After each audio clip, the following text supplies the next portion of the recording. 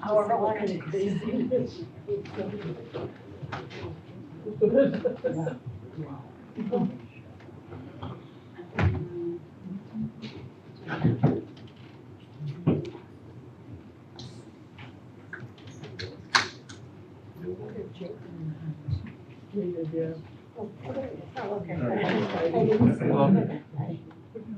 Ready?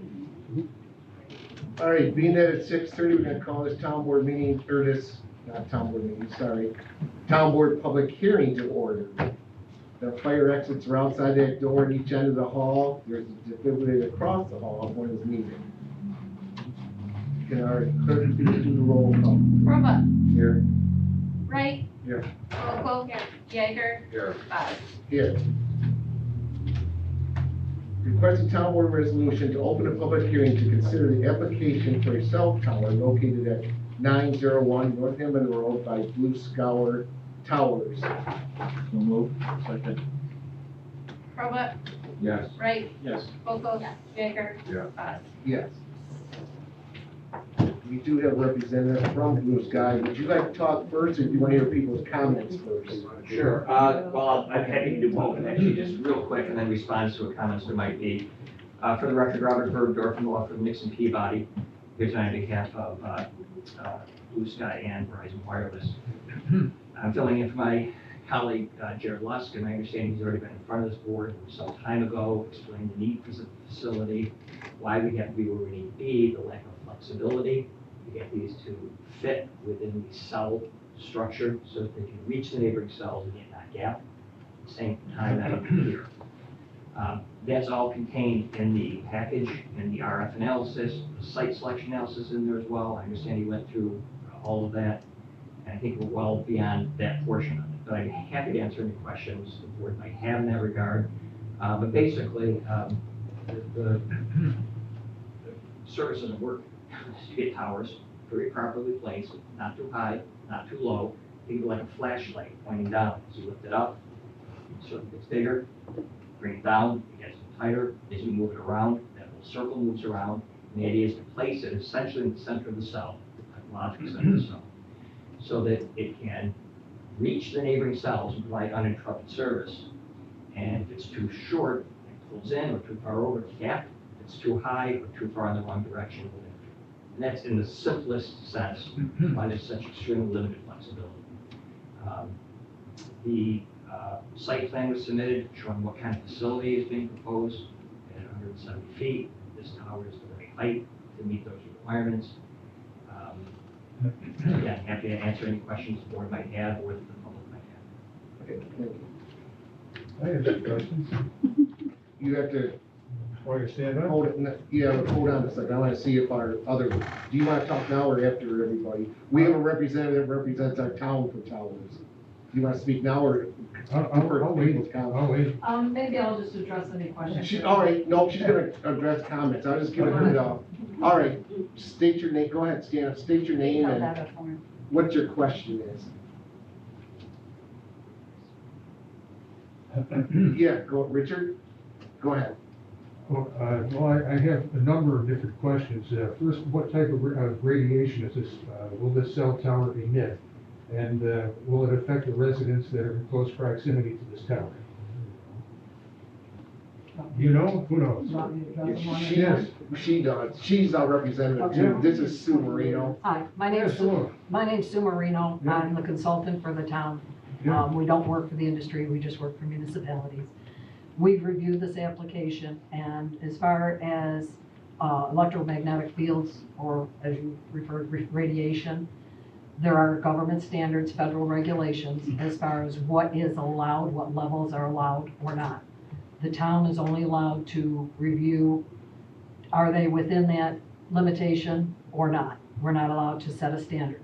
I will say that whether it be the older signals, 2G, 3G, or the newer 4 and 5G, on a tower out in the field is not something that would normally be a concern. If you were on a rooftop standing in front of one of those panels, we'd be having a totally different discussion. Just a quick note about me. I started 31 years ago in 1993, when actually Mr. Bergdorf's law firm was representing Verizon back then, they were called Rochester Telecom. And they put a tower behind my house. But you were thrilled to death about Without a that. permit. And so I understand the concerns, okay, because I had those concerns, and that was even before these federal laws were in place. We have reviewed this application, and again, if this was a rooftop, we'd be having a totally different conversation. But I can say full-heartedly, not only does it fall within the government allowances, it also, we've reviewed it being out in the woods, where it is, the height and everything else. One of the things that we will be confirming before it's closed out is what they call public access, if somebody walked right up to the fences. Where's this access, through North Hamlin Road or through Chase Road? Through North Hamlin Road, cutting up through the farm field, and then cutting Okay. into the woods. Okay, my first question was what type of radiation will this tower emit or generate? Or receive? What type of radiation? Microwaves, radio waves? I'll let you. I'll just, Yeah. this thing up, I'll offer two things. So the first is, this is all preempted by federal law, as Marina already indicated. So none of this is actually available for discussion or for implementation of the top. That's the federal law, that's a preemption, provided we are at the levels we're supposed to be at. That's number one. Having said that, I'm never happy with that because it leaves people uncomfortable. So I think it's important to understand exactly what is being transmitted. And this is a radio signal. All this is. It's a radio signal, the same as you get from a radio station or a television station. And if you're concerned about this, you should be far more concerned about a radio station or a television station, some of which operate in megawatts, millions of watts, versus this, which is extremely, extremely low power. So what we have here is a radio signal that's at an extremely low power because it can't interfere with the neighboring cells a mile away, half mile away, whatever, wherever the neighboring cell is. It's extremely low power signal, radio signal. So that's all that's here. Now, one difference, and people say, well, 3G, 4G, 5G, what that largely is simply the way the data is being collected, piggybacked, sorted, and sent out. But it's all done on a radio signal, the same radio signals that have been around for 100+ years. The strength of these radio signals, do they present a health hazard to anybody and within the proximity? And if so, what distances would there be a health hazard for somebody residing in close proximity over an extended period of time to this proposed tower that you want to put up? Yeah, again, the short answer is no, and as long as we're operating within the FCC limits, and we operate at a small fraction of that, depends on the facility. One I did just recently, it was at 1%, another one you had around, it was about 13% of the allowable limit. So the short answer is no. And when we used to do power density studies, where we take a particular piece of property where a neighbor was, we would test, what are you getting here? They were getting the levels from radio stations and television stations dwarfed the tiny radio signal that's coming from Okay. cell. Now, you speak in terms of tiny. Now, I was employed as an electrician for over 40 years, and I worked on all kinds of equipment from low voltage to 23,000 volt systems. So when you talk of a low level of transmission, can you tell me the watts?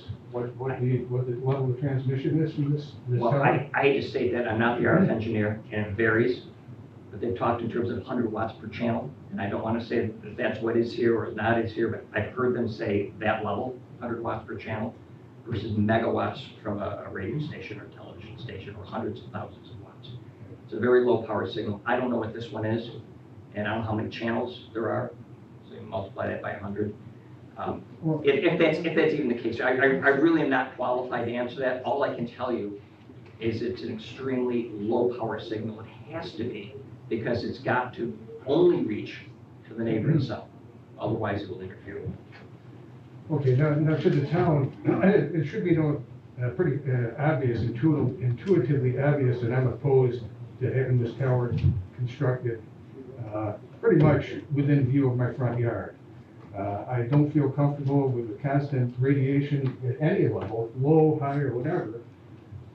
I don't want to look at this darn thing, and I believe it has an adverse effect on property values. And when I first found out about this about a year ago, I came up to your office Mr. Gaz, and I wanted to find out about it because I had two questions. Number one, wanted to know more about this proposed tower. My property is not directly adjacent to the property where this thing is going to be tentatively constructed, but I believe that having this thing in such close proximity to the residents here not only presents a health hazard, but has an adverse effect on the property values and the real estate for the people who reside there. And for those reasons, I'm opposed to it. And as a resident for 39 years, living at Chase Road for 39 years this November, I just don't want to see the darn thing. You know, I know there's all kinds of logical reasons to put this thing where it is, and a lot of people have been privileged to a lot of information that we have not. But I'm kind of assuming that this Brislowski, whoever this person is, who's probably here, is going to get some kind of rent for doing this. Yep. $60,000 a year, somewhere in that range. Can you discuss that or no? I doubt if it's that much. I know, all I can speak is that our town has 2 towers on its property. The one tall one that the Coast Guard, the federal government uses, is only like $1,000 a month, so $12,000 a year. The other tower is a Verizon tower, which is a lot, it's the same exact height as what they're putting up. And we get around $600 a month, which is $8,000-9,000 a year. That's directly to the town, that's revenue that comes to you? To the town, To the yes. town. In this case, being constructed on private property, the landowner would receive the revenue for the rent. Right, but it's not 60, right, they're gonna receive something because you're So taking you're some of gonna their land. get your tax assessor, and that's another thing, you know, we talk about taxes. My taxes more than doubled, my assessment more than doubled, with the new program there. I still don't know what to do about that, but we'll figure something out, but that's a separate issue. But the bottom line is I'm opposed to this thing, and it's not likely that my opinion by itself is gonna make a big difference on the decision that appears to be already have been made. But I just want to lay down the public record that I'm opposed to this tower for the reasons that I stated. For the constant radiation for the residents, for the unsightly thing being constructed in close proximity to people who live there in fairly nice homes, and for the adverse effect that having this thing will have on real estate, on our values, on our property values. And that's about all I got to say. Have you seen where it's gonna be actual? No. It's I- back, it's in my gonna be back. backyard. It's ridiculous, but it's across, There was a balloon. It's gonna be, wait, let me talk. It's gonna be back at least 800 feet off Northampton, go back in those woods. It's So all 3/4 of the tower, you're not gonna see, 'cause it's gonna be, the Above woods the are tree gonna line. be. yeah, I've had to climb over 130 feet, I know how high 130 No, feet is. I understand that, sir, but I mean, That type of building. You'll be able to see the top of the tower, correct, but I'm just saying, a lot of the bottom stuff won't be. So another issue is there's an eagle's nest that's in Yeah. close proximity to where this thing is gonna be constructed. Has there been any kind of environmental studies related to this eagle's nest, which has been there for quite a few years? Has that issue come to light about the environmental impact of having the cell tower built in proximity to where there's an eagle, a nest, where eagles nest, and they have babies, whatever you call them, chicks? As well as the fact it's a highway of migration for birds. Very important. And it's dangerous for the birds going through there anyway. But besides the fact that it's so tall, it's this blinking light going on all the time, which is annoying. It's a I mechanical. don't believe there is a blinking light, that's not tall enough to have a blinking light on it, so no, there's no It's gonna be blinking light. it's gonna be something noisy. Generator. A Yeah. generator now and then, but the generator doesn't run all the time. Like the Uh-huh. lift station across So the power is gonna Yeah, come off like of the your national boat grid, and lift you're gonna run generator. a transformer and a separate service, so how does this generator factor into this whole How does the situation? generator factor in? Yes. No, only the event of emergency. Should there be some kind of catastrophic event, an ice storm that takes out power, then and only then would the generator be on. And yes, depending on where you're, how close, you can hear a generator. But it's better to do that in the event of an emergency, so we have emergency services and communications for that short period of time while that's going on. And I don't know on this one whether there actually is a generator, I'd have to check. A lot of it had been going to battery backup. So I don't even know if Says it's a generator on the plans. But I mean, That it makes might kick on once a week too, like a lot of generators, even our generator here kicks on once a week. For for about like 15 5 minutes or Yeah. Do you 10 have, minutes. at this point in time, do you have a timeline for the project, for the construction, of this project? Do you have a timeline of when the construction is supposed to start and finish? Has that been determined at this point in time or no? At this point, I don't think there has been, I mean, they haven't done, I mean, Sue, our people, they haven't even done the soil test yet, so we got a little ways before construction. I don't have an example. No, I can What address about a the federal couple of, wetlands right there? I can address a couple of your questions.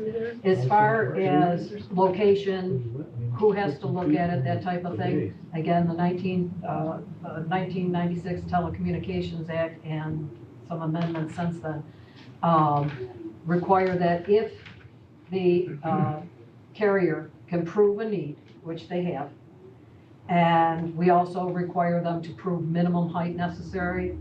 Your regulation that your town has is very strict on that. It's an 18-page law just on wireless telecommunications facilities. Federal law supersedes also that the town cannot say no if they've proven a need and and in this case, because of the local law, they have found the least obtrusive location. And- Who has proven the need? The company that this employs this gentleman right here? The AT&T, or I'm sorry, this is Verizon. Verizon has, this is their application. Okay. Verizon has submitted significant documentation addressing every single requirement in that 18-page law, and we've reviewed it in detail.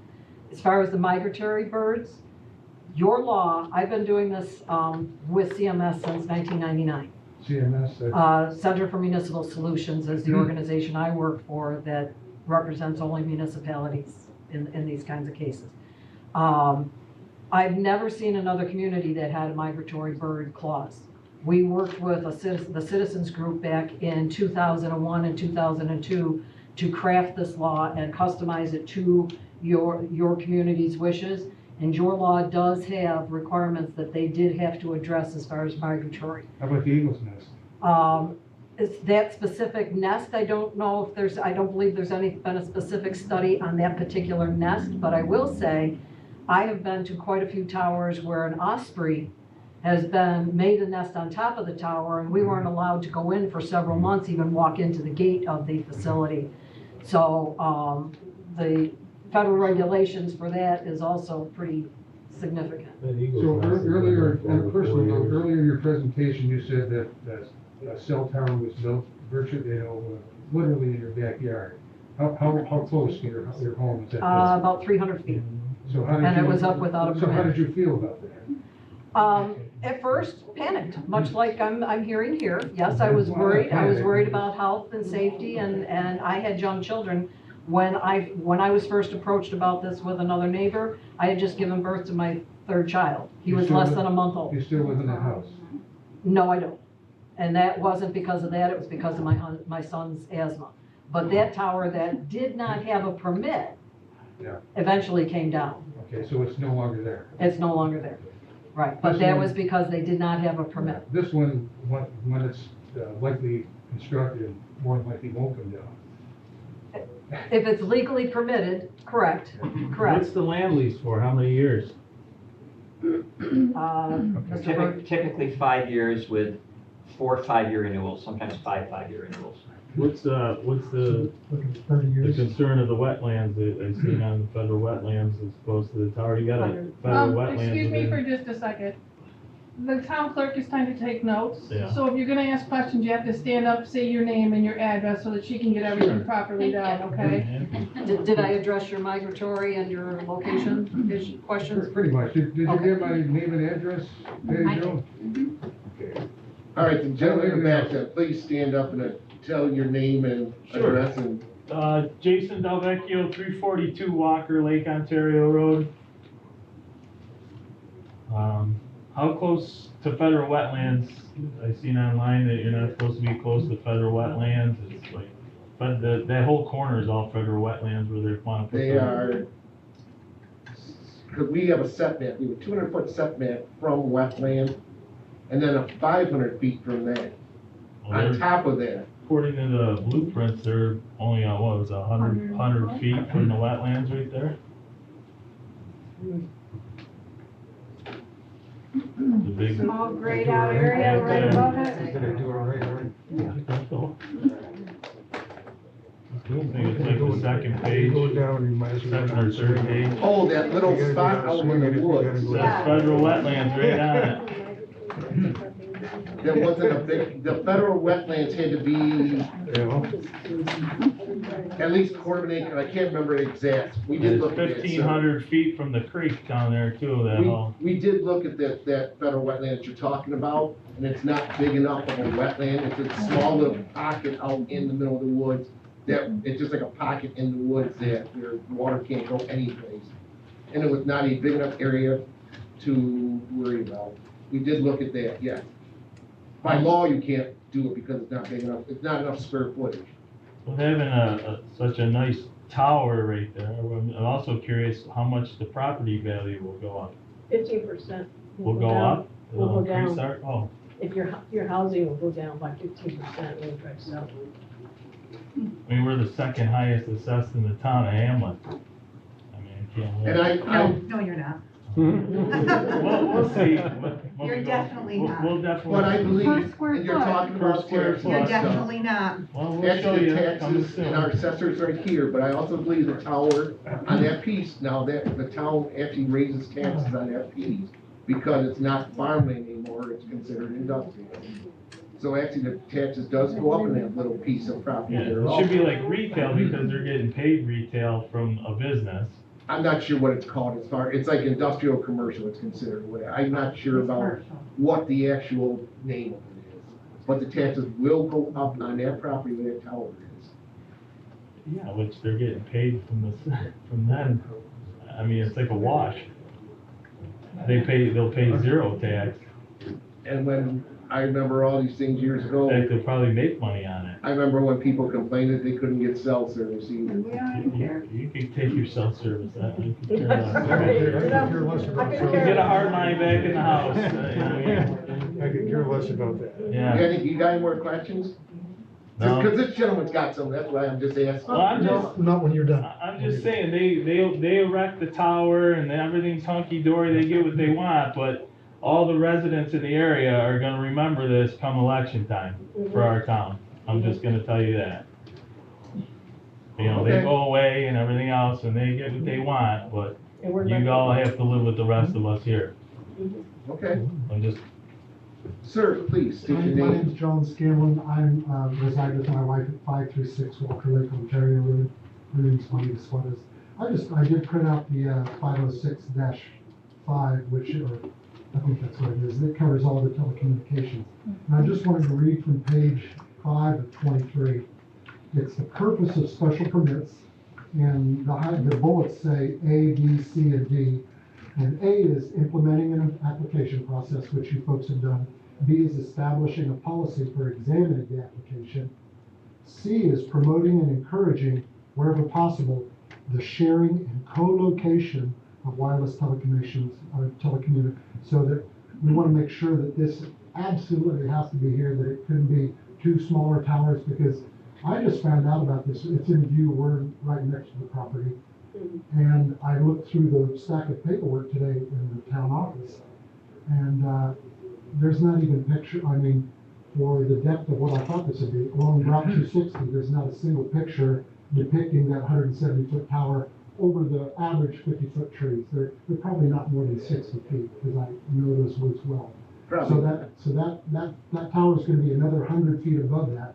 And D is promoting and encouraging, wherever possible, the placement, height, and quantity of wireless telecommunications in such a manner, and this is what I highlighted, including but not limited to the use of stealth technology. I'd like to ask about stealth technology, to minimize adverse aesthetic and visual impacts on the land, which we're the ones left with the visual impacts, because the cell company, they live not in Hamlin.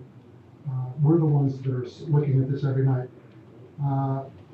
Minimize adverse aesthetic and visual impacts on the lands, property, buildings, and other facilities adjacent to, surrounding, and in generally the same area as the requested location.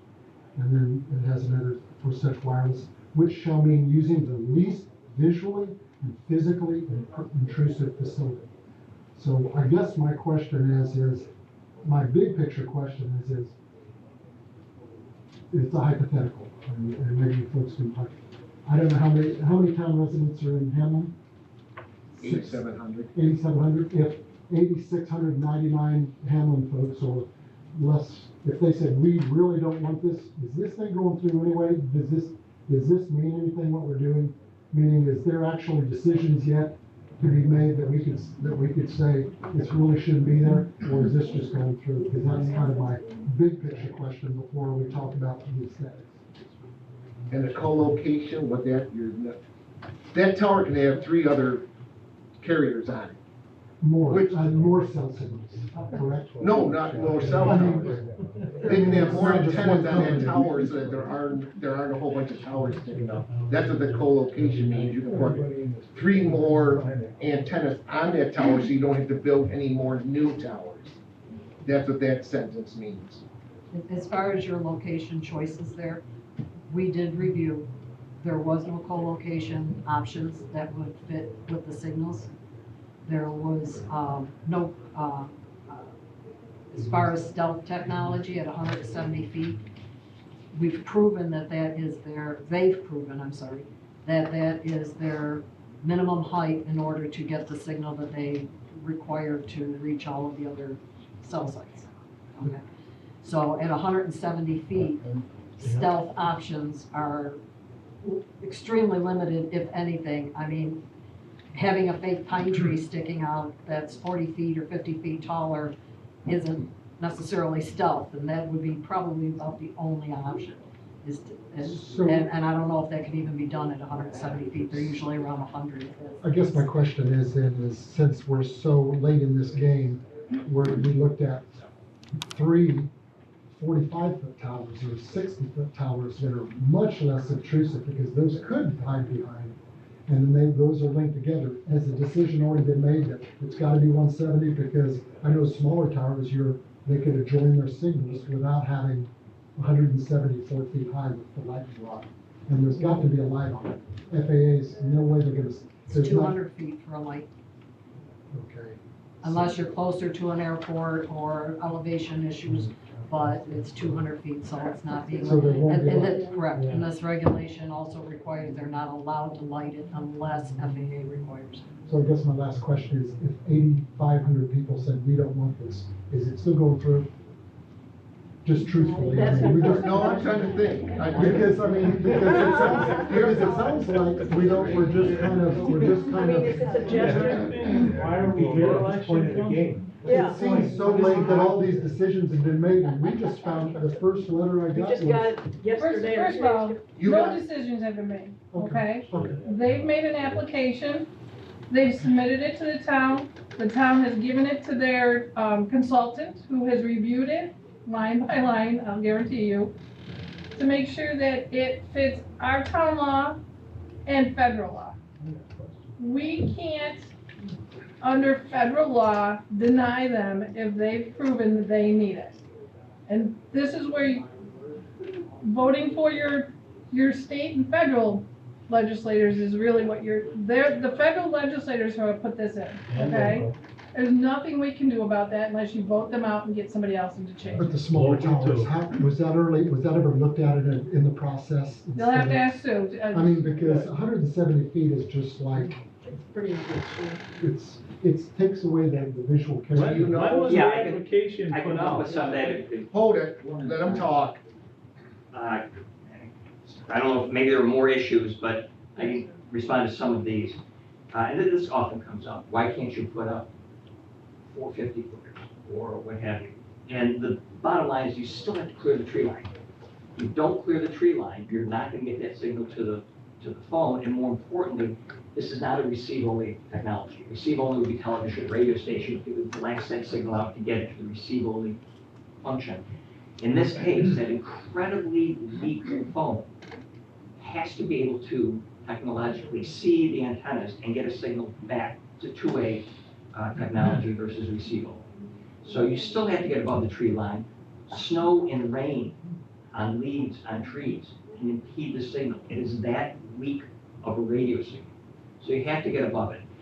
Where you see that level of, short towers is when you get into highly dense metropolitan areas. New York City, you'll find those down low because that cell is shrunk. You're on buildings and you're close to everything. But it is not available here. With respect to stealth, we cannot do 170-foot fake trees. They top out, as Ms. Marino said, about 100. So the kind of stealth we'd be looking at here would be, is there a sidewalk? Is there a church steeple? We have nothing like that, especially at 170 feet. So there aren't stealth opportunities. Aesthetics, being unlit is huge. It's invisible at night. And not having to paint it red and white FAA stripe is huge. So you've got a dull, galvanized steel color, which, and we've done studies, which actually matches the skies of upstate New York better than any other color, dull gray. And that's about the best we can do. And there is no right or imperative that you can't see public utility infrastructure. You can see telephone poles, you can see water tanks, you see guardrails, you see all kinds of stuff that is necessary as a public utility infrastructure to serve the public. And this is one of those things. As far as adverse effect on property values, I take exception to the notion that this will reduce property values. In fact, many studies have been done, and they show that statistically it tends to increase property values because people want to have access to reliable cellular service, especially when people work at home, but even before that. In fact, in Rochester, there's a community called Beacon Hills, a 300-some-foot radio tower with lights, red and white painted. Houses came to it, and they named it Beacon Hill because of the red light. So there is no evidence that shows that these reduce property values in any kind of meaningful statistical manner. And I think those were all the topics that have been raised so far. So I don't know if there are more different issues, but I have to respond to those. Ready? Go ahead, stand up. Juanita Suarez at 536 Walker Lake, Ontario Road. I think that there are some issues here that are totally being left out. One is context, context. Beacon Hill, great, but are they people that moved out into the farm area because they wanted to be in the beauty of the land, the gorgeous aesthetic of a country life?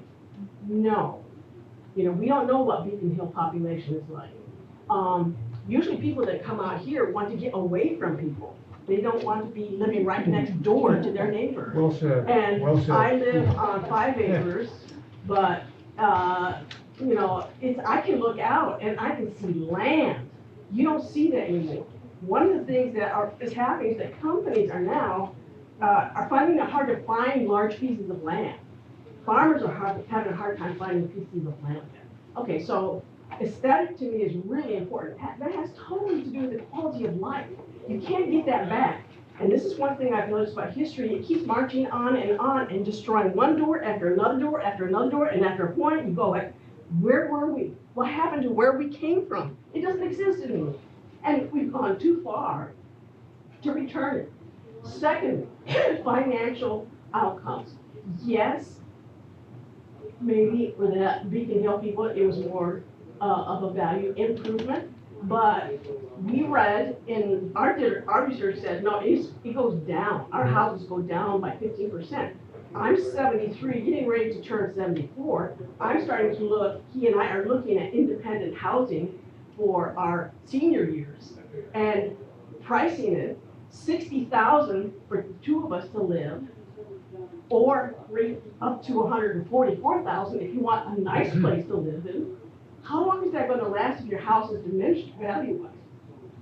This is Hamlin. This is not New York City where values of property are sky high. This is a poorer community. It's not our ritzy place, We don't have a casino that can pay taxes or help us out, So for me, it's a bigger issue of the future for many of the senior citizens that live along there. Thirdly, the so-called idea of wetlands and the demarcation of space, great. It's an academic subject amongst us human beings, but to the two eagles that have flown into my backyard, they don't know about the wetlands territory and the outline of where they can travel and where they can't travel. The birds are valuable. eagles are very, very valuable. And they're gorgeous, and they're much more interesting to look at than a cell tower. I'm sorry. I know. I just have a funny attitude about Well, you got a good attitude, I agree with everything you said, No, but everything. I think that we're looking at it from a very strange place. Convenience, sell. Why do we need to have cells, powerful cell phones? You can go into the city, you go into a McDonald's, man, you got a cell phone, you got people all over the place plugging into your cell phone. You can't even find the right, notation, the right location. Everybody's got power to give you. But all of a sudden, we've got heaven here, and we want to put up another thing, which is gonna affect, how many people? How many people is gonna affect?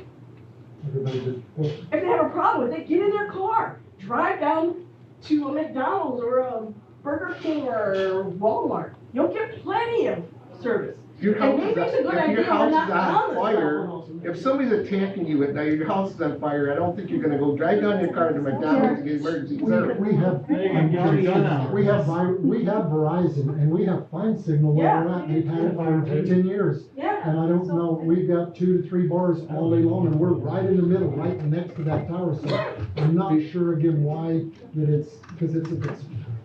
Because the company needs it, we don't need it, the company who wants to build it needs this for their own infrastructure, for their business. And I would It's not like a that on the benefit- table It's not a too. benefit for the residents. You're being The taped right now demographics- anyways. You're on camera being taped. That's good. That's good. The demographics. So you can of go on Hammond- our YouTube website and watch everything. Oh, my God. Just to let you know, I mean, you're fine, you're telling us that. If I can Yes. address why your phone When- works and why the tower's still How long needed. has the permit been drawn for? They don't have a permit yet. When did the process start? Yeah, when did the process? They first applied back in either 2020 or 21, and then the applicant was silent for, I want to say, 2.5 years, and then resurrected the project When? recently. Because this is just the A first. year we've ago heard or so, they resurrected it. We Yeah. done a balloon test last year. The Was it balloon last test, year? the balloon test was in 21, and that was something else that I wanted to address is visually, there was a balloon test, it was advertised in the paper, notices were sent out, there to was the something residents, posted, you never, yes. Jason? We didn't receive it. This was back in 21, I believe, and where they flew a balloon. But none of us got that. I thought that was We China. never- We never. We did a balloon test last year. But I mean, why You and I didn't were we down got the there. the people that have joined? Oh, you're right, it was, might have been a couple of years ago, but yes. We did a balloon test the first one was in 21, we did another one, because people said they didn't know about it. We did another balloon test, put a notice on the road about the thing, put it in the paper and everything, and did a balloon test back last year. I'm online, so I don't get the paper, and I don't ever drive by that site because I go to town directly to the Parkway. So I'm just saying, why couldn't we get letters like what this meeting said, come to this meeting if you want to voice concern?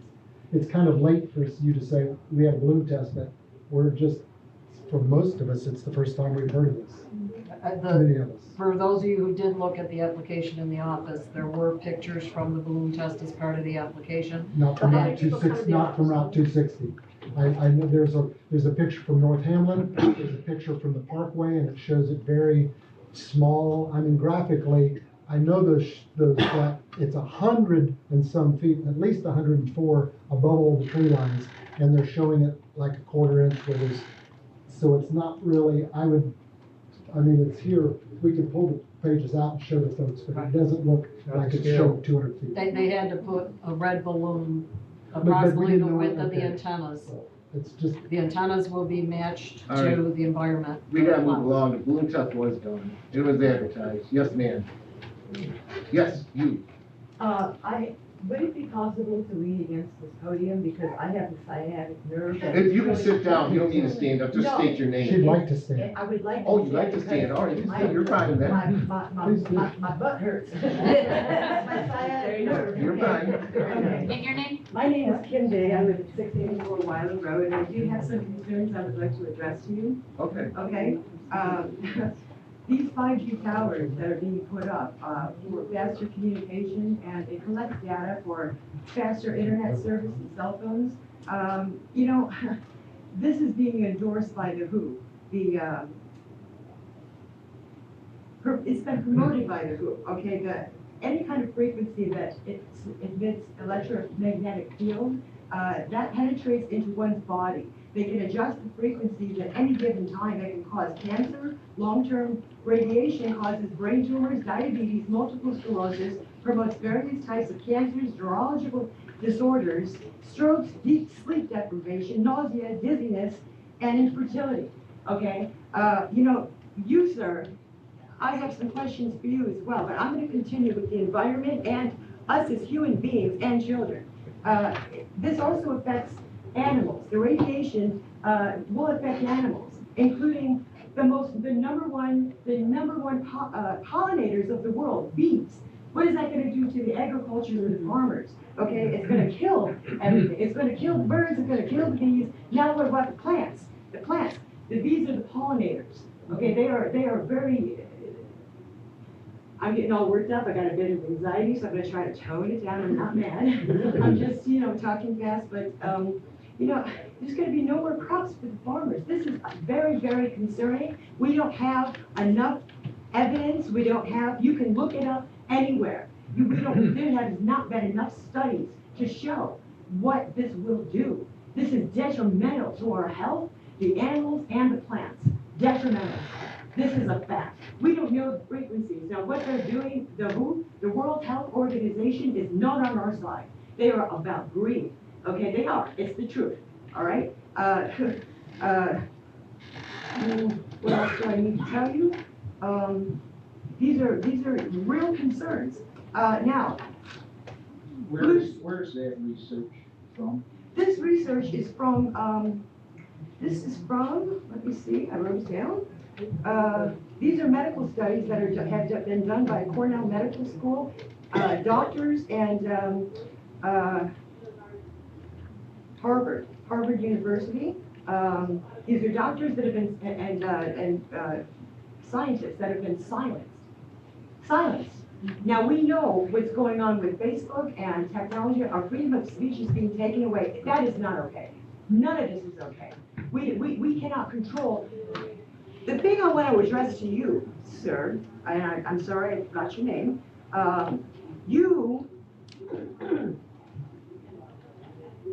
you can't specifically answer a lot of our questions. You're not qualified to do so. Well, you really need to be.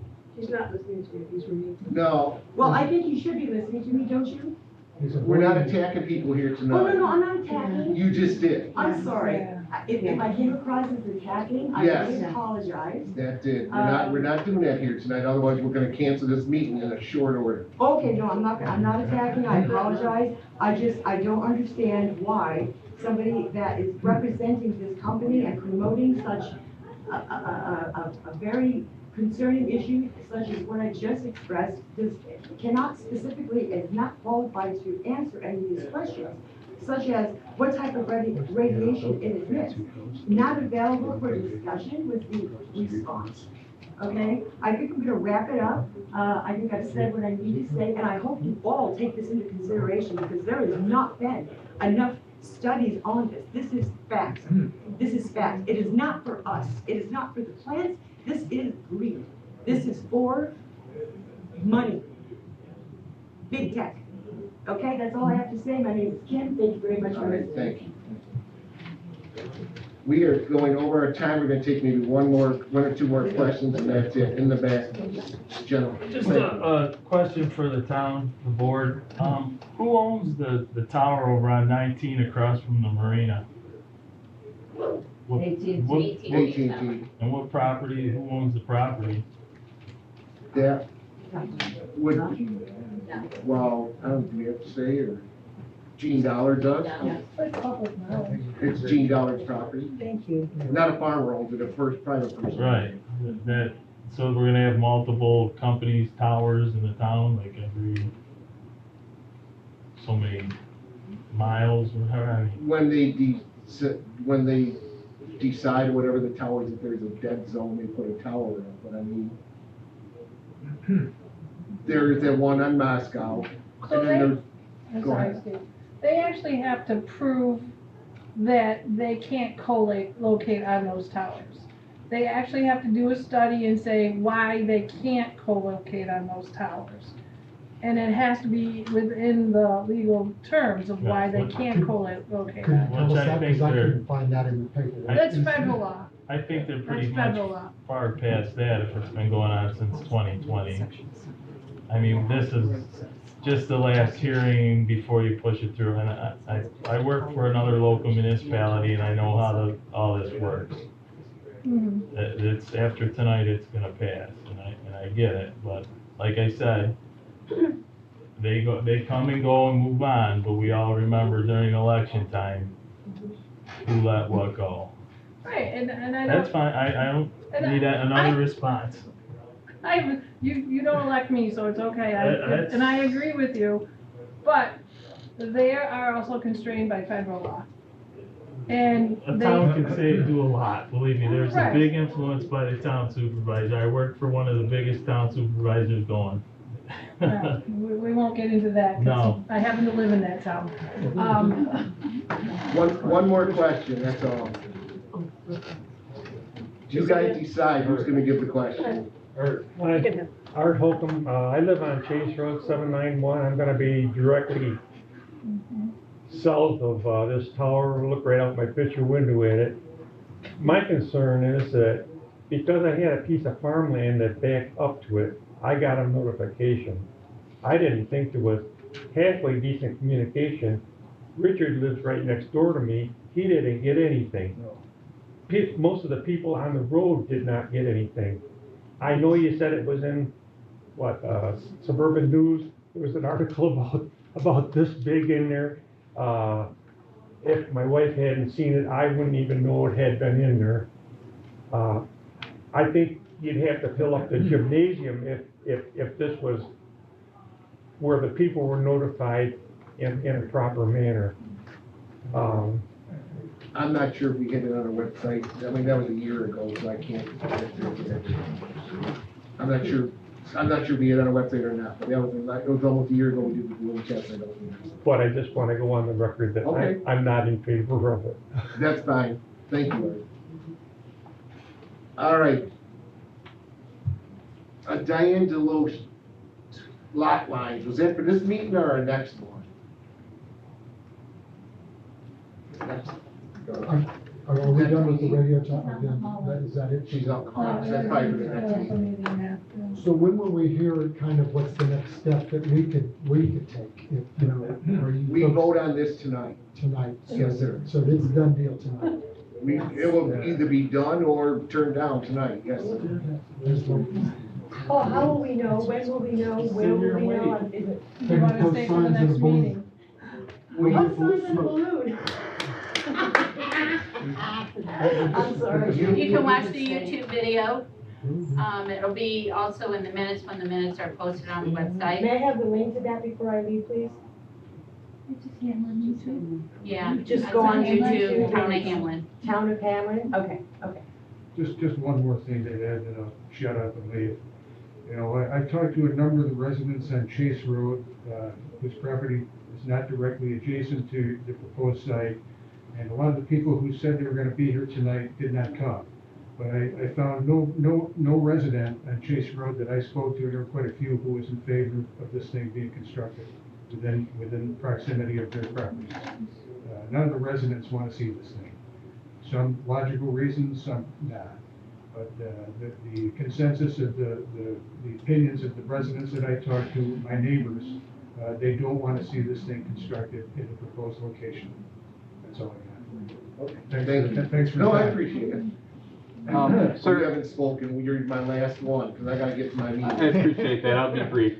So, I just wanna say, my name's Jay Kurtz, I live at 838 Chase Road, and the woods, that backs up to this property, Art told me recently.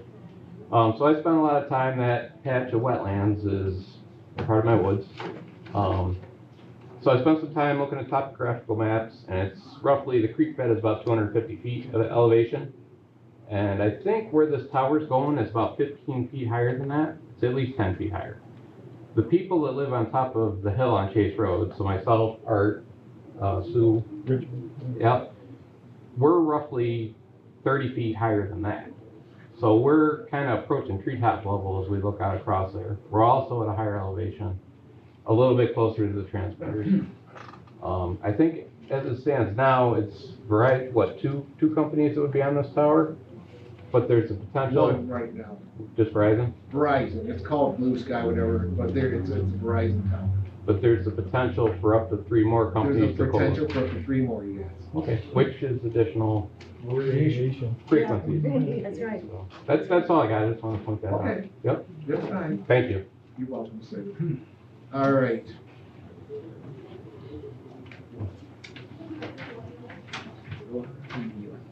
No. Yeah, she's staying. Okay. All right. Then request a town board resolution to close the public hearing on application from Blue Sky Tower. Second. Robert? Yes. Right. Yes. Both, Geiger? Yes. Yes. You gonna, Phil, adjourn? I make a motion to adjourn. Second. All in favor? Opposed? Motion carried. Okay, yes, now we get that. Yes. Are we done?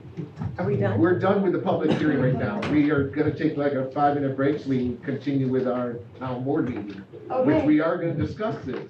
You are welcome to stay for the town board meeting if you want, but you won't be able to talk. I don't think my butt can handle it. Okay. Okay. All right, have a nice evening. and You thank too, thank you.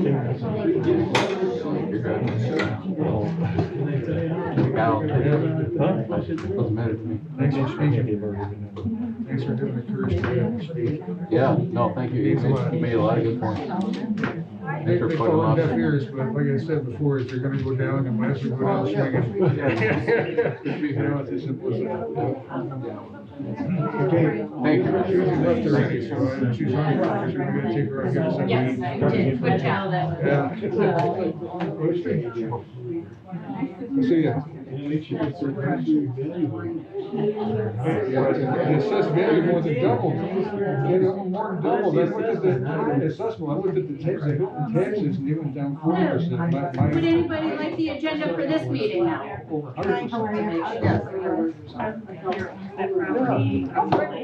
give him the keys. You wanna give him, you wanna give him money? Yes. Look, you come out. Yes. Look, you No. wants to do it. Art?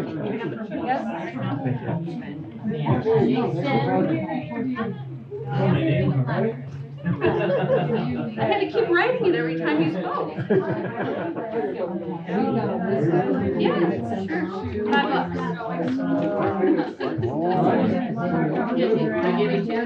Shows the part.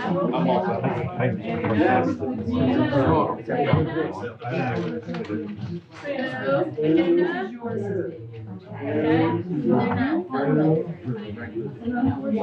Did you want an agenda? Looks so good on you.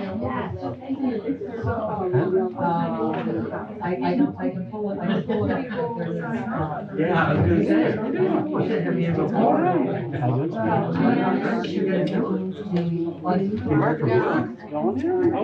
Tower, Waitomo Beach. Better cell reception, all good. Yeah, he's for it, see? Drive about 4 hours. So I work 12-hour days. Don't get enough fixing them, you gotta drive every afternoon. I got the same run I'm at my past 3 months. I've been just driving around, diagnose all problems. I fixed my own bus and it's coming in. Maybe next week, if not next week, for a PM, I got some. And then kind of dragging our feet. They did their study. They're figuring out, they're gonna figure out that the state isn't gonna be ready for it. They're not gonna put all that money for the tax base. We have citizens report starting. To cost more to plug them in, charge them than what diesel or gas. You can't run over the winter time. I mean, those were geese, I think that. 5 of them. Granted, we used to have winter past couple years. Through winter, we're 20 below zero for like 3 weeks Yeah, straight. it's all. I think it's something that people had that That's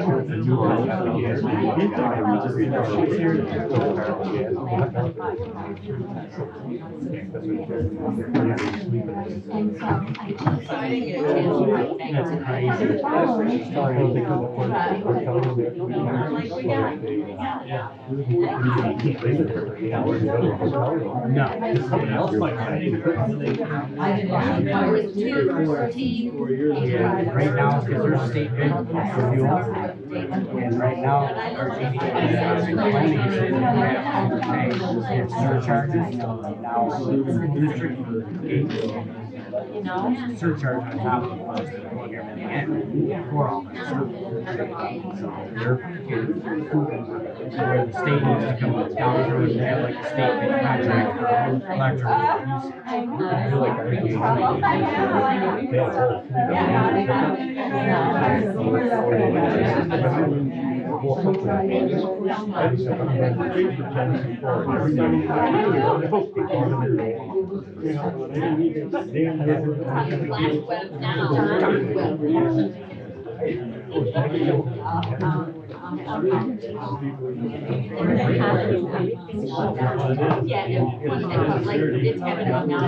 I remember when they had all the trucks back in the day. All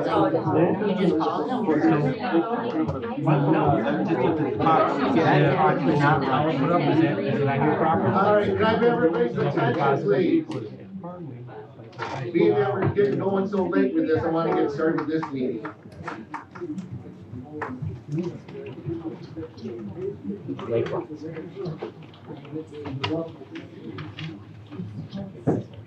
Our clock is on second.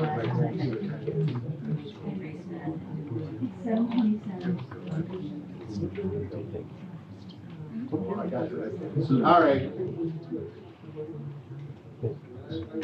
Being at 7:27, we're gonna call this town board meeting to order.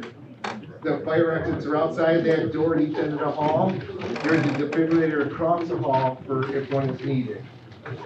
We will start with the pledge of allegiance to the flag and a moment of silence for all deceased residents of Hamlin, especially for Bob German, who used to work for the town here with the town employee. I pledge allegiance to the flag of the United States of America and to the republic for which it stands, one nation, under God, indivisible, with liberty and justice for all.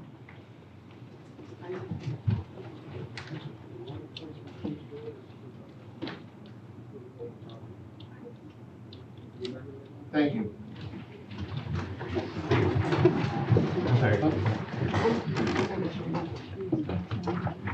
We were going to proceed with our invitation from Pastor Nicholas Russo of Walker Bible Baptist Church, please.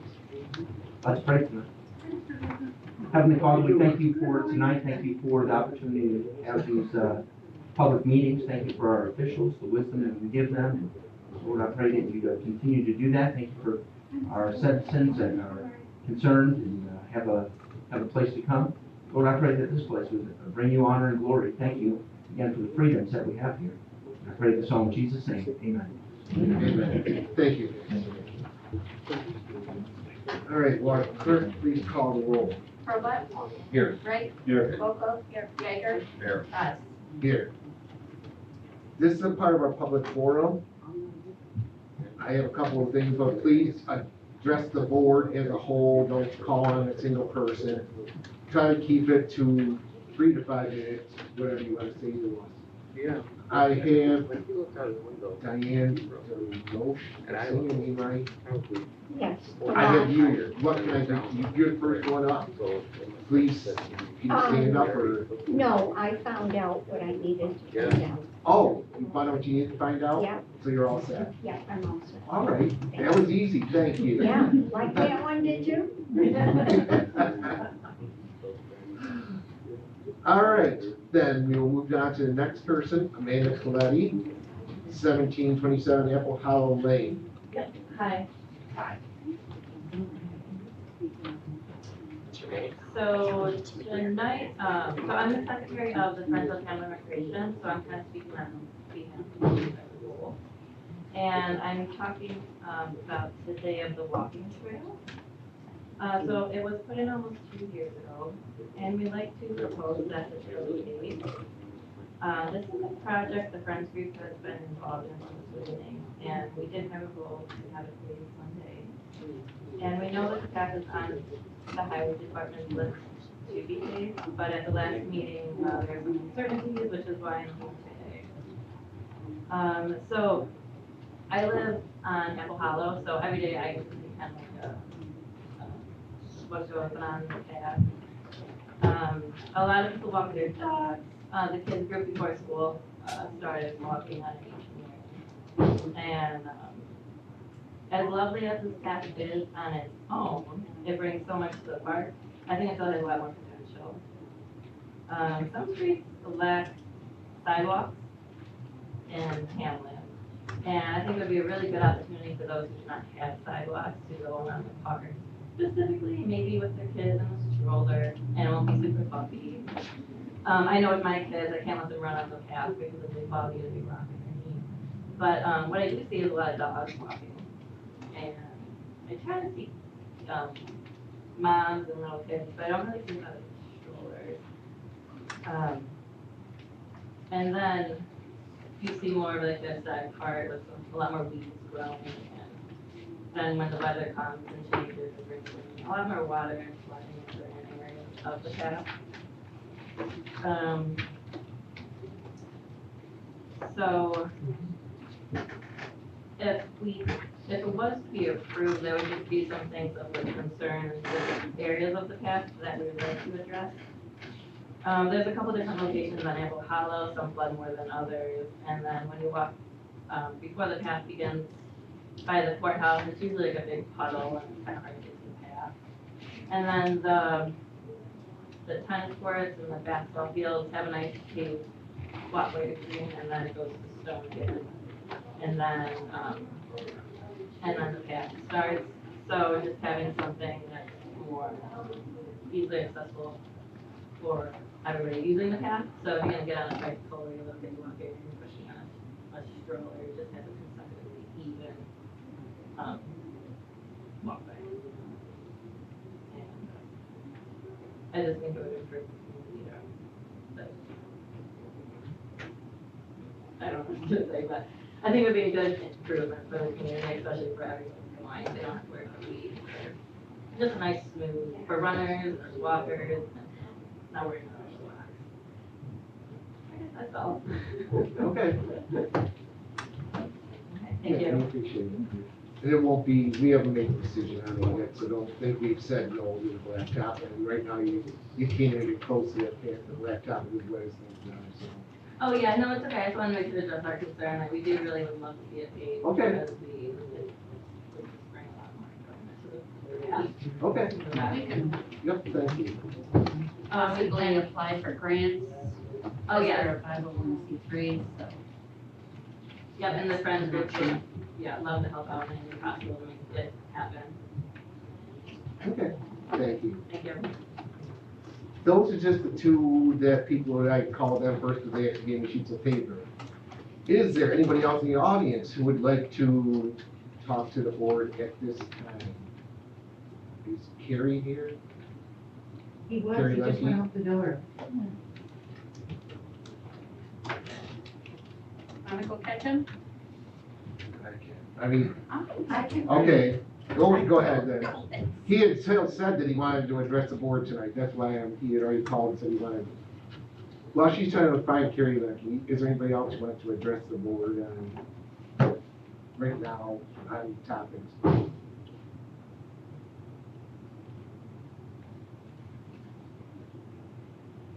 Okay, we're just gonna hold on for a second to see if she can get Carrie Lemke, because he did say he wanted to talk to us. So.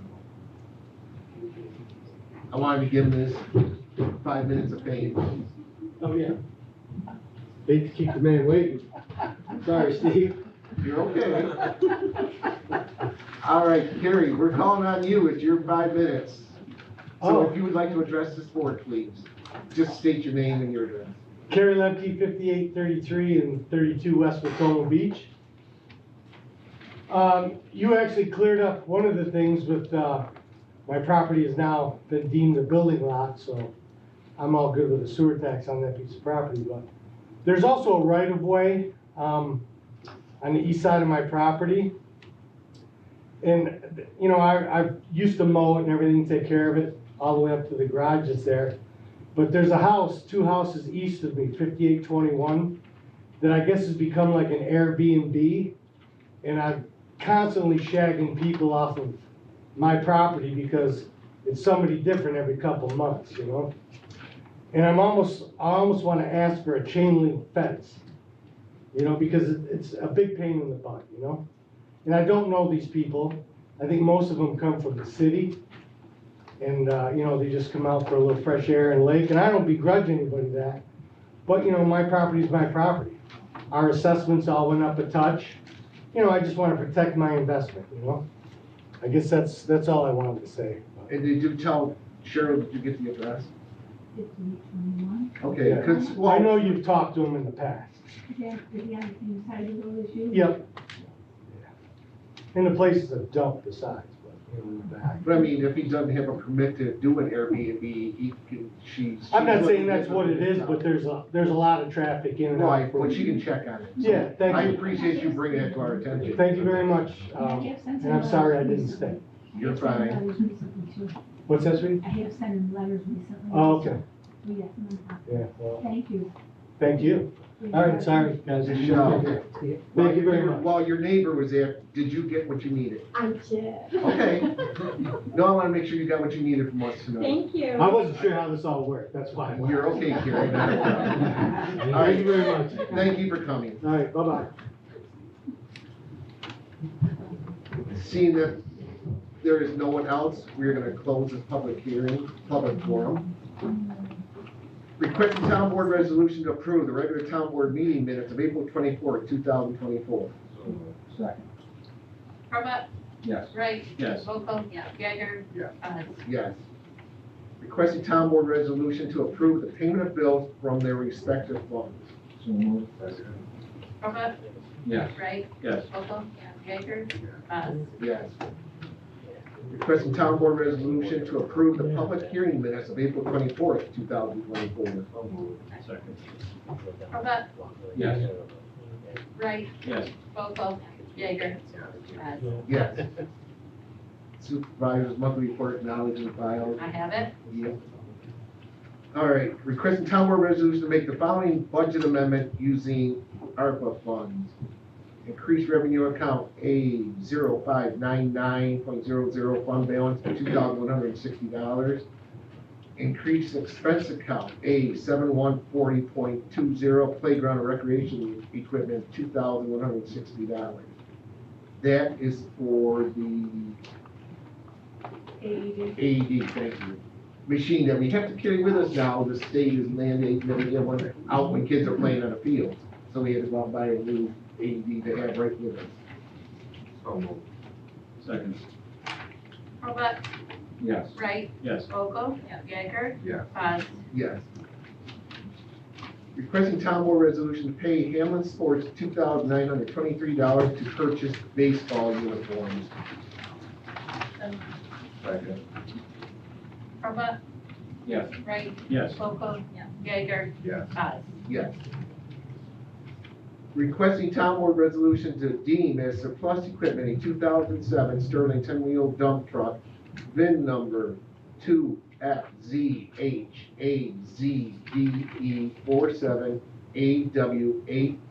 2FZHAZD47AW85552, and to sell such trucks at public auction. So moved. Second. Robert? Yes. Wright? Yes. Volkel? Geiger? Yes. Yes. All right. Whereas Verizon Blue Sky has filed an application with the town of Hamlin for a special use permit to erect a wireless telecommunication towers on property located at 901 North Hamlin Road, town of Hamlin, and owned by Ronald Brasowski and Vicky B. Brasowski, which application is made pursuant to the wireless telecommunication facility siting law for the town of Hamlin. And whereas the Hamlin Town Board declared to be the lead agency, and whereas the applicant has submitted to the town of Hamlin a long form EAF for review by the town's consultant.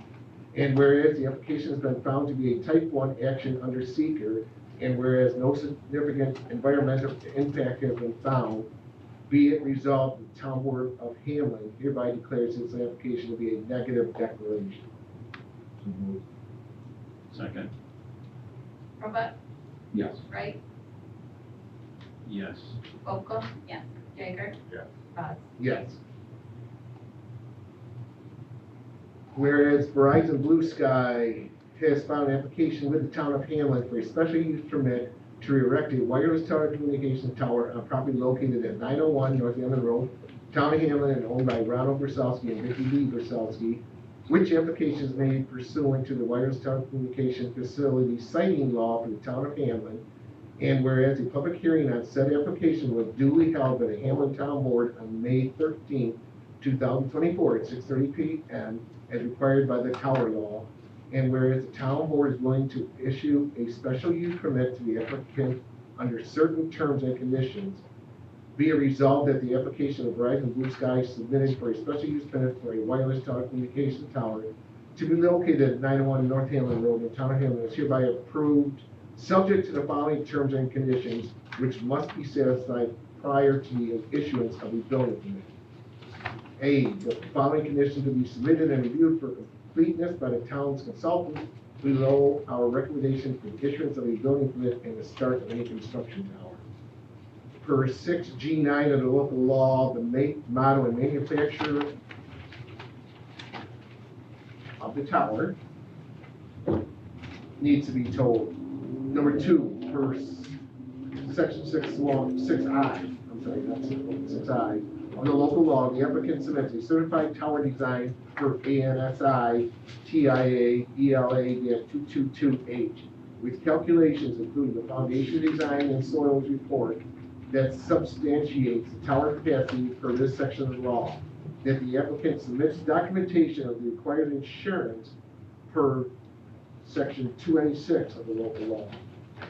Number 3, that the applicant submits documentation of a $75,000 performance bond security is in place with the town per section 23 of the local law. 4, the applicant shall have sufficient funds in the escrow account of the town to pay all expenses related to the application review, inspection, and the issuance of permits and certificates of compliance. Okay, now, how do we do the? Yes. Actually, there was 2 questions of relief, or what you would call this morning when we spoke on the phone, various, for the height and for how many co-locators. They're down under C, right? Yeah, they're done under C. The first one inch, oh, I'm sorry. Go under, look. I gotta, that's the part that we're gonna have to change for the zoning board. Okay, I apologize.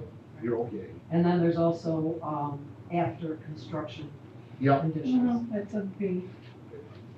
The following condition to be submitted and reviewed for completeness by the town's consultant before our recommendation for the issuance of a certificate of compliance.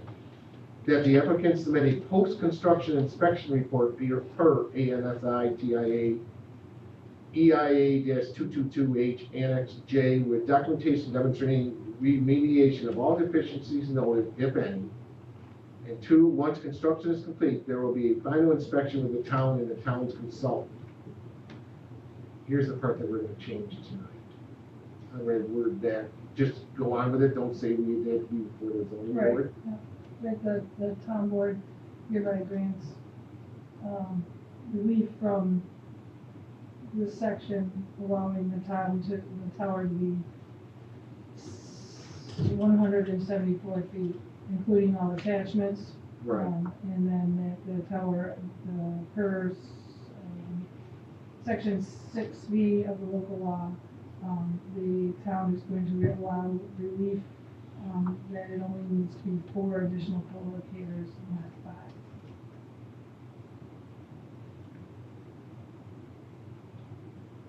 You just go, you said it. No. All right. The town proposes that the height of the tower is 174 feet, including all attachments, therefore a 34-foot relief variance This ain't the one we want to release. Yep, we want relief from section Right. 9B for the height. From 90 for the height will be needed. So you're gonna give them relief and allow them to have the 174 feet tower. Well, we're not asking for a variance, we're asking for a release. Yep, Relief. yep, yep. Relief. Relief from that requirement. Okay, and per 6B of the local law requires the tower shall be structurally designed to accommodate at least 4 additional antenna arrays equal to those of the applicant. The applicant will need to request relief for their design for Verizon plus 4 additional co-locators with the specification of capacity load for all co-locators is equal to Verizon's. Now, before we say, did I miss anything, Sue, or are we good? You got it. Okay. Does it sound good, Pete? Yes, thank you. All right. I'm checking with everybody here before we vote on this thing. All right. Discussion, yes, discussion before we say yes, no, whatever. Is there any type of clause, because this is located in a bunch of trees, that states that those trees are not to be cut down? Like, is that up to the discretion of the property owner, so all of a sudden the tower goes up and then they decide they want to cut all the trees down and make it? For this construction, they did have to map out exactly how many trees and what the location was beyond a certain diameter. I don't remember the exact diameter, I want to say 4 inches, I can look that up if you need to. But it's been specified in the plans that only these specific trees will be removed in order to put this facility in. But I think she's saying that there's no way to stop them from taking any more trees down. Our footprint is relatively small, leased area, and the rest of it still belongs to the landlord. The landlord can do what he wants, we can't. It's not our, now we don't have any lease control The over the farmer, property. a lot of those are ash trees. I've been down in there. I was down in there with Sue when we did the bloom test. We actually walked into the woods, found the space. We were with another person, I can't remember his name. Third-party contractor that did the balloon. Yep, and there's a lot of ash trees in there, so in the future, there's gonna be a bunch of trees tipping over in that woods. The farmer may have to clean them up, don't get me wrong, or push them out, whatever, but if he touches them at all. But there's a lot of ash trees in that section there, so they're gonna, a lot of them are gonna die. I got one question is, so you were saying that it was like 2021 or something when you guys started it? And then you June let it June go? 7th, 2021. Yeah, so what was the reasoning behind that? I think COVID delays, I think there were some other, just some delays and some, there were a lot of requirements under this code. And so while it was on the 2022 build list, there's always a certain number of sites that get jammed up in zoning, and then we had these other general delays, and it just fell to the slow list, if you will. But it's still important. And Sue, can you just confirm, so we have other cell towers that are allowed co-locators on them, and this has been studied that Verizon cannot put a co-locator like on Moscow Road to fit the needs, to fit the bill of what you're looking for. Yeah, and that's all set forth in the exhibits at the GA for the original application and vetted by your consultant. Correct. Currently, there's the 2 towers on the highway department, one initially owned by Verizon, now it's American Tower, the Coast Guard Tower, there's the Moscow Road AT&T Tower, and on Cook Road, there's a Verizon Tower that Dish Wireless just co-located on. We haven't, that's still an open active project, and Dish just co-located on the highway department smaller tower as well. So with your law in place, they are required to technically prove that they cannot co-locate before. And we were very diligent, we drove around I've driven around all of your back roads and stuff, you're looking, is there a church steeple? Is there a sidewalk? Is there, what is, I'm very, very thorough about that because we don't want more towers. Nobody wants more towers than they have. And I'll note that our first preference is always co-location. It is cheaper, it is faster, and in fact, we have what we call master license agreements with all the other major carriers. If we go into a town and see a tower that works, we just point to it, and the lease is already, the license is already drafted. Same thing, we make ours available. So there's a reciprocal, so that we can all build as few towers as possible. And your law requires us to be reciprocal. But there's also the federal law involved in this too, then, right? Right, federal law, if they've proven a need, and again, it's a lot of it weighs because of an emergency services, emergency service personnel as well as citizens depend more on mobile phones now than they do on landlines.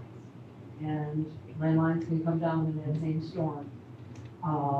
So if they have proven a need, federal law says that the town cannot deny them. You can put conditions on, you can adjust where it's going to be, but you can't zone them out and say, no, no more towers, we don't want any more. You can't do it. And when it comes to those co-locators, the law has even gotten stricter in recent years that the town is not allowed to say no. You can say yes, and you can say yes with conditions. See, this is the thing, so Verizon, right? I think everyone ever has Verizon around here, that's probably the best. I mean, we do the best stuff, so. I happen to have AT&T. I've never had problems with Verizon at all since I've been out here. And it seems like, why was Verizon now deciding, with no problems, right, to put another tower? And there's two pieces to that. One is certainly there's no advantage to building a tower unless they need it, unless somebody made a mistake. But they would only build it if they need it. The other thing is the Verizon, the engineers, they do track the curve. And they try to get out about 2 years, 3 years ahead of problems actually occurring because zoning takes time. So they can see which towers and cells, which cells are beginning to get lose capacity. And so they get out ahead of it. So sometimes you won't actually, the whole idea is so that you don't experience drop calls, you don't experience service interference, that they stay ahead of it. So this question comes up all the time. And this one was for gap in coverage, part of it on Parkway and the parks, as well as capacity issues. That's what it was for. And I'm sorry, one other piece to that is sometimes you will be getting service from another tower. And it's drawing capacity off that tower. So they need to get it back to that tower and put in what's called a dominant server in this cell. So that you are getting your service from this one, and then the people over in that cell are not being blocked with capacity. So it can get complicated, but that's why they do it. The special use permit that the town would grant, that's done annually? Is that- No. This is a One permanent.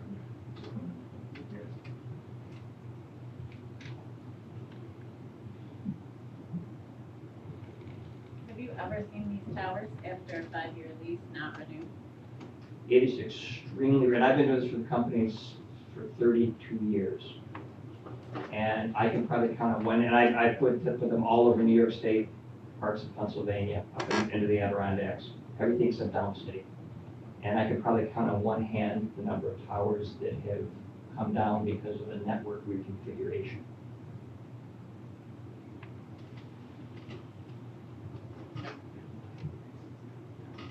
Any other questions from the board? I would entertain the motion then. So move.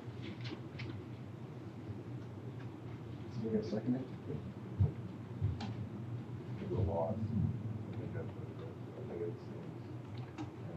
I just think don't- it seems right. I personally don't like the idea of not having more of a say. That the federal is kind of like saying you don't have a choice. Almost the same thing as solar. Yeah, I know, it's just. Yeah, I think it's,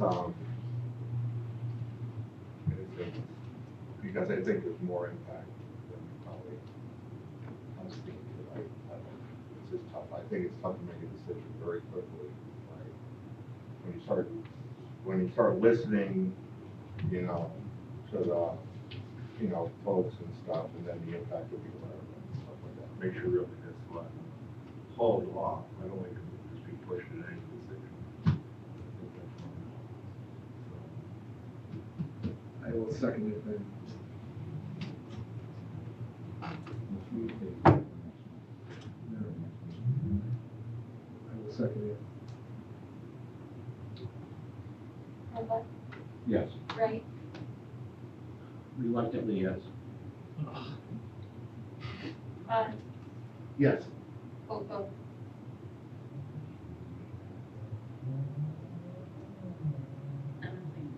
Yes. And, yeah, here.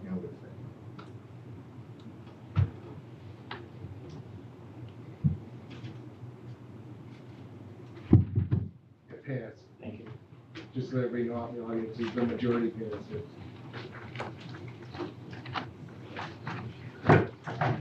All right, number 14, then reports.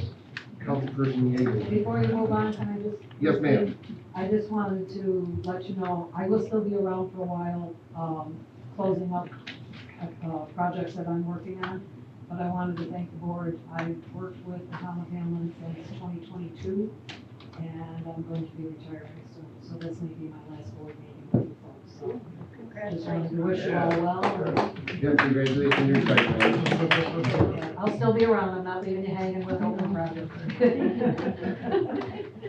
All right. Thank you. The Rabies Clinic Lake break, for those who actually went to the Rabies Clinic, we had 205 people in the room, quite a bit, unfortunately.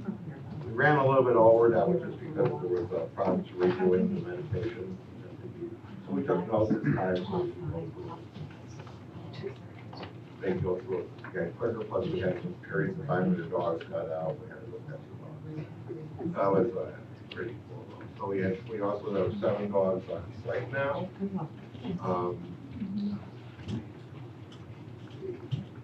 So for the zoning board of appeals, was actually 2 people showed up, they didn't need anything. But the ones that did, was on 630 Drake Road. They were wanting an additional barn put in on the property, which was approved. And then there was a public hearing set up for 27 Highway Drive, where they're proposing a little small pavilion where a pool used to be. And that was set up on the 20th of May.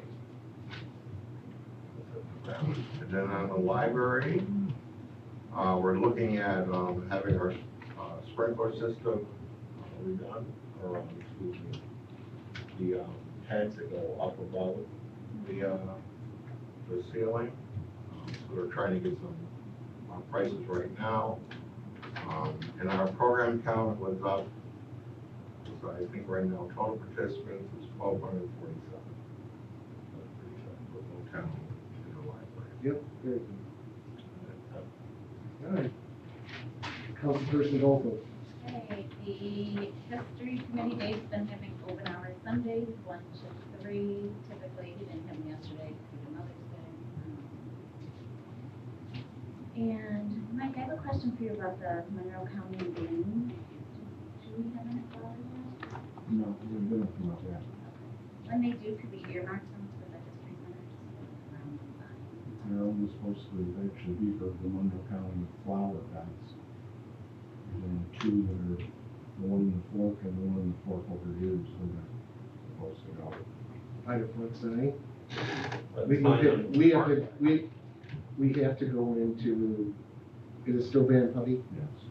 We have to go into Van Putty to pick those up anyways, to tell me as an account there, we can buy a few flowers for by the sign. Okay, yeah, just the sign out front. That's fine, I thought it was- that's not an issue, we buy a few flowers anyways. Okay. If you want some flowers, we'll buy a few. What about it for district meeting? The Chamber of Commerce, our last meeting, was a really good meeting, I feel like. Just trying to get that group back on track, like coming up with like a plan for the infrastructure of the group. There's just a couple events that we planned for this year, of Stuff the Bus and the Apple Fest.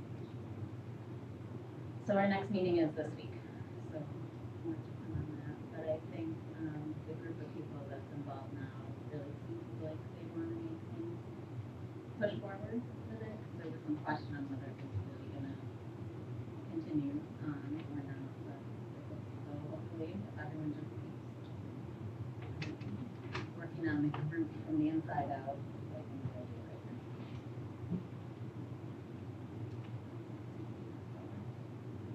Thank you. Councilperson Wright. So, VFW is having a camp out on the 14th and the 15th June. And on the 15th, they are having veterans outreach programs come from 11 to 2. They're also going to have other groups for the veterans programs. And at 2 o'clock, they're going to start a jamboree, cost of $10, and they'll have different bands going through the rest of the night. Memorial Day, they're going to have hots and salads again. The ceremony will be at 1, and Jackie Smith will be the keynote speaker. They're also going to continue with the first Friday of every month, and they're going to have food and bands. The Hamlin Ambulance, they had 98 calls for the month of April.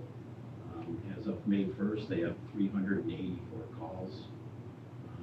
In April, they had a 13.3% increase over last year.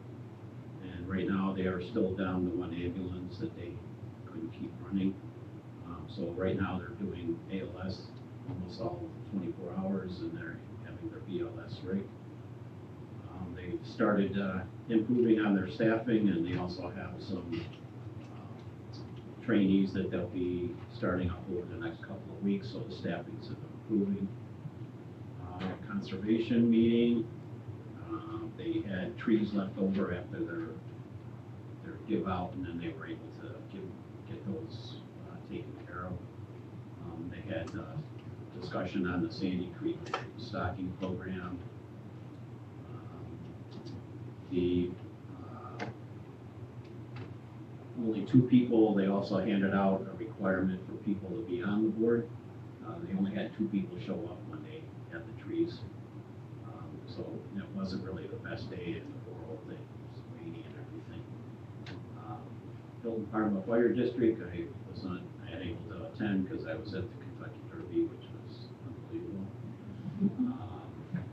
The Hamlin Senior Group, their next meeting is at Deerfield. They're also still doing the Tina Turner. They have tons of tickets still left. Jersey Boys and the Ithaca trip are full. On June 11th at Hamlin Beach, they're doing just a get-together. There's not going to be food or anything. It's just more for the group to get together from 10 to 4 on June 11th. And anybody 62 years and older, so Joe will be able to get in free.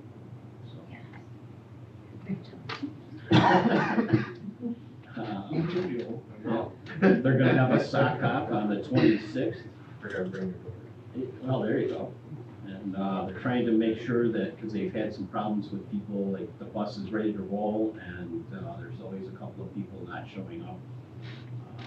And so that always leaves, like, people, especially if they have a waiting list, so they're trying to get that communication open so that they know when people aren't coming. And that get-together at the park will be at Lodge 5. And that's it. All right, Councilperson Herbold.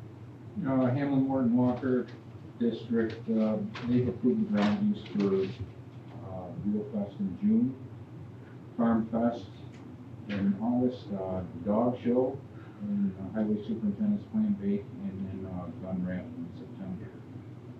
That's all I have from that. Question before you go on, away from the fire department. Yeah.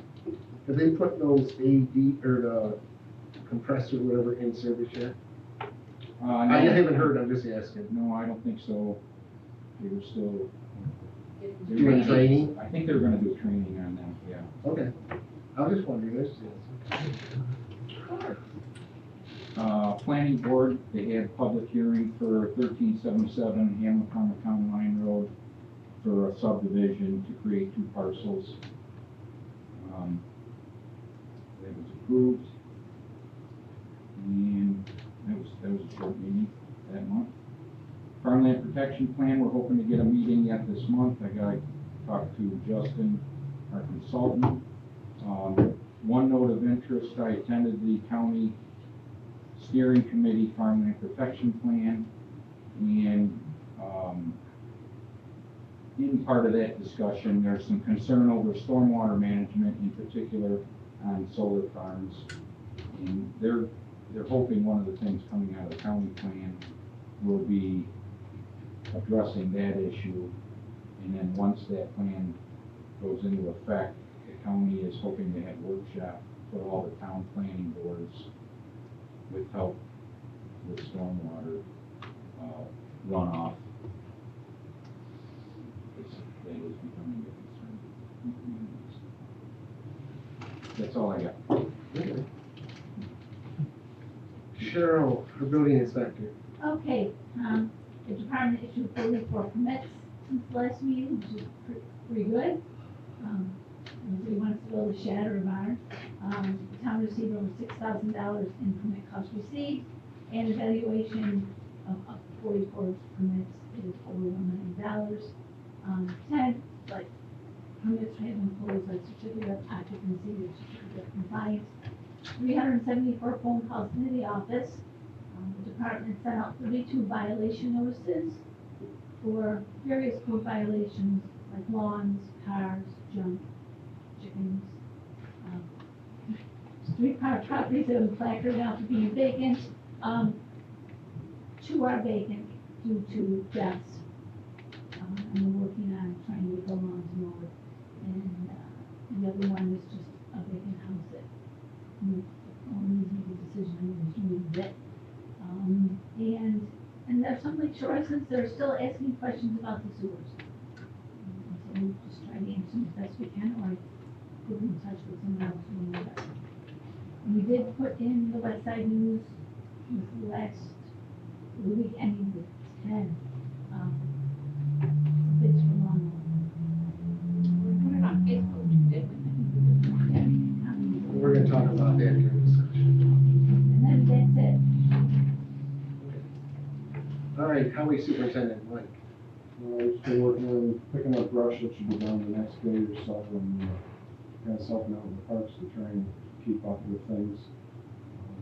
We'll be starting on Monday paving, paving Shore Acres and the section of Lake Ontario north of the Parkway and Greenwood Parkway down there, so we'll get those ramped up and then I'll have some better numbers for you as we look forward at what else we might want to do this year. Question on the brush, because they got part of the road, but then they didn't finish the road, so I don't know. Well, they kind of start and move around every day. Because the thing says they're only gonna come down once, so everybody was calling me today, because they were wondering if they were getting picked up or not. You know, it'll get picked up. Sometimes they stop in the middle of a I didn't know if the section of truck might road. have been full, because there was some big loads. Yeah, it just depends what they're running through the day. Okay. Our recreation supervisor, Kaylee. We are super busy. We are transitioning from spring to summer already. Weather doesn't show it, but poor Mike is ready to kill me because all my fields need to be ready for this week. Jennifer was out on the baseball field this weekend. They are still pretty wet, really wet. Yeah, they're getting there. He's ready to kill me. So baseball starts game Saturday. U8 and U10 soccer started tonight, so everybody is out and started except for real little kid soccer, which doesn't start till June. Summer camp registration started and is almost full already, which is crazy.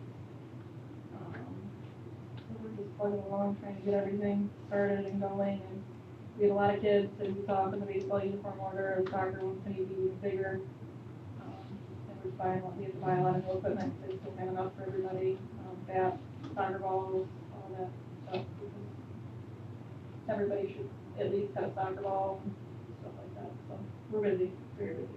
And thank you, Mike, for bringing you guys up, I know. Recreation department. I do think at budget time, we need to look at investing in some of the fields, well, specifically A. It's not draining at all. Jennifer, you're out on it on Saturday. But Yeah, running right here, you bring a quad track up with a tile plow on it and go right through the park. We gotta play baseball on it. Yeah, Run the baseline. You can take care of it. Yeah. That's where we're at. Is that it? I think so. Okay. The town assessor, Liz. So I did about 250 informals. I finished them before May 1st. I did 5 more days of informals after tentative roll with about 40 more residents. So I've done about 290 informals. I'm just finishing that paperwork up from those. So we're winding down. I have 10 people signed up for board of assessment review. It's gone really well for being 11 years, 3,600 parcels. I didn't even have 10%, so it's gone pretty well.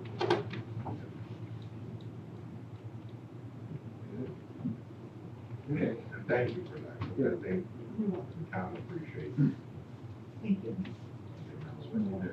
She's been working very hard. Yeah, good job. She's doing a great job.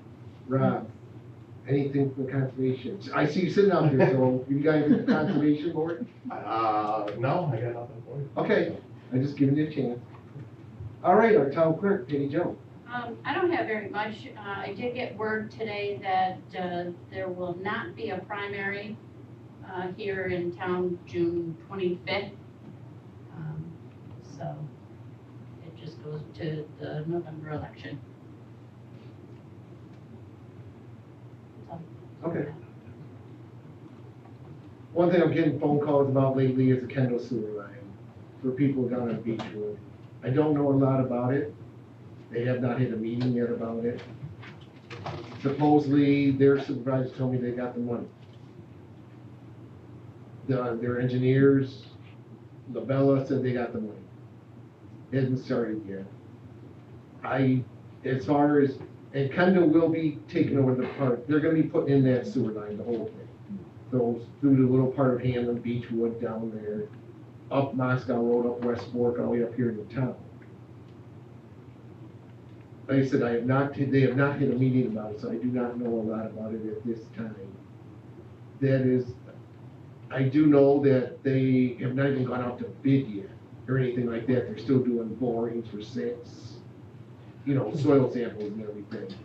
They won't even go out to bid till late this year. They won't even start digging until probably at least spring of next year.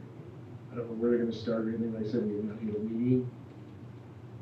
Like I said, Town of Kendall is in charge of it, so that's the most. And their engineering firm are doing the boring samples now. Right, Labella is right. How far up west are they, West Fork they come? To the main line right there at the forest. Yeah, wow, wow. That's where the county has a main line, the main trunk. They're not redoing like any type of public information session just because it's been so long. They are going to, but they haven't set a date for it yet. So I don't know when it's gonna be or anything, so I can't give out the information. I will as soon as they give it to me and let me know when it's gonna be. They haven't got the schedule, so nobody knows.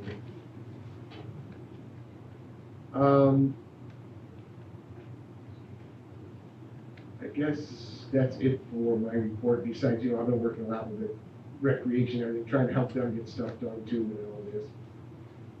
But, so we're gonna go into discussion. We discussed tennis courts last time, the price and everything. I have been making phone calls. I talked to Mike today. I found out that he has been also, so. He talked to one or two other companies, hasn't gotten any response. One called me back today, another one that's around Buffalo. Is gonna give me a quote without even coming out and looking at our quotes. I don't know how he's gonna do that. Maybe he's gonna look at, they were looking at our roads when we had the FEMA ones back, and they said we're not paying to fix our roads because there was already alligator cracks in the road when the flooding took place back in 2017. Maybe they can go some satellite and look at our courts and see exactly what it is. I don't know, can I do a call? How many people play tennis there? See, that's how it was last night. Just you and I. Yeah, I don't think that. I'm just saying, I think. I don't know if it was, you know, there's so many nice other- new court without cracks, I might start taking it up. I think there's so many other things. I think we're talking about doing a sports pavilion, or we're talking about doing some other stuff, I'm just not sure about. Well- $75,000. The basketball court gets used almost every year, so Right. that- we gotta do that I too think anyway. that- But we're not gonna, I'm just saying, the guy, he talked to me today, he called me today, he's gonna get me a quote. So we're gonna wait till we get at least another quote. I am supposed to be getting another quote. I'm just letting you guys know. Well, we can talk about that once we get another quote, and see just how crazy that comes.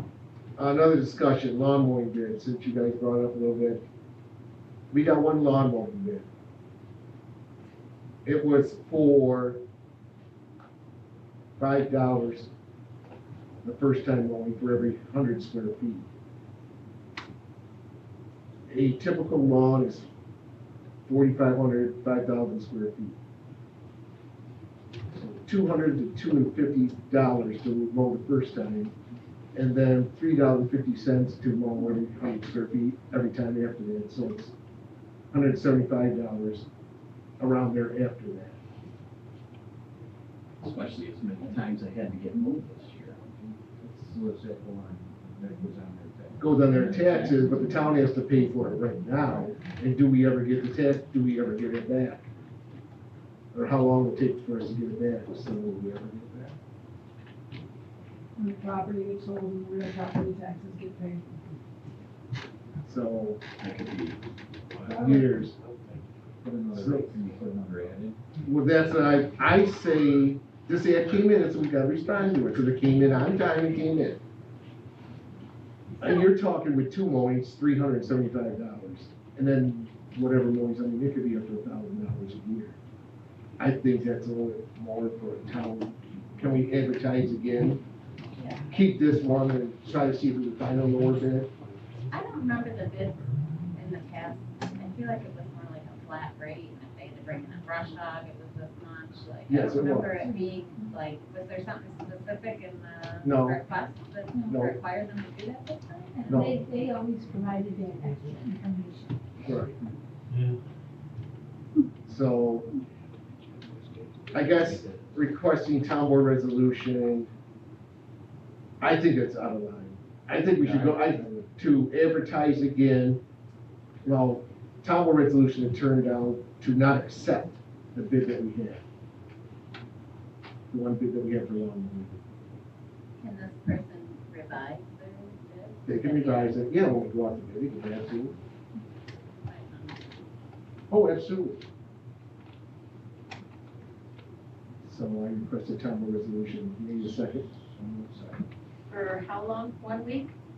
Just one One week. week. Let's see what we get, and we'll put it out back on Facebook again and everything, please. Our webpage and Facebook. Okay. But we gotta vote on that yet, we just voted to turn this mowing down right now. That's what we gotta do first. To not accept the quote.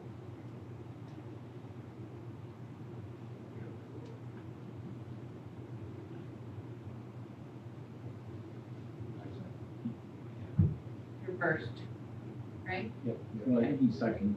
Yeah, Or what? Yes. Right? Yes. Vogel, Jaeger, Buzz. yes. Now we're gonna do a second one, requesting town board resolution to put out to the lawn mowing bid for another week, and to put it in our paper, our website, and we gotta start getting I was things gonna say the mowed. lawns are getting kind of long. We gotta get it done soon. So. Second. Or what? Yes. Right? Yes. Vogel, Jaeger, Yes. Buzz. Yes. That's what I have for discussion right now. Is anybody else got a discussion tonight? The only discussion I have is, I want more discussion around paving that trail. I'm not in a big agreement with paving that trail, I don't know. I think it has injury factors both ways, right? But I think it's no biggest thing we should just jump in. I think that's we made that trail as for a run, whatever it is, maybe it needs to be I don't know what kind, you got gravel on it now, or Yeah, stone. stone? It's not. Originally, it was a biking slash Right, walking trail. Walking trail. right. And asphalt. We can revisit this, we still have time to say, you're not gonna get anything on that field for a while. And plus, we gotta have the money to do it. So I just think we should, that's why it's all Okay. Steve, have you heard, I just got a question from water. Yes, I did have I think from Lauren, I did have a discussion with them. About half of the places that, we did that, we went up to town to get to put water line on every road in town. Then we just did a study.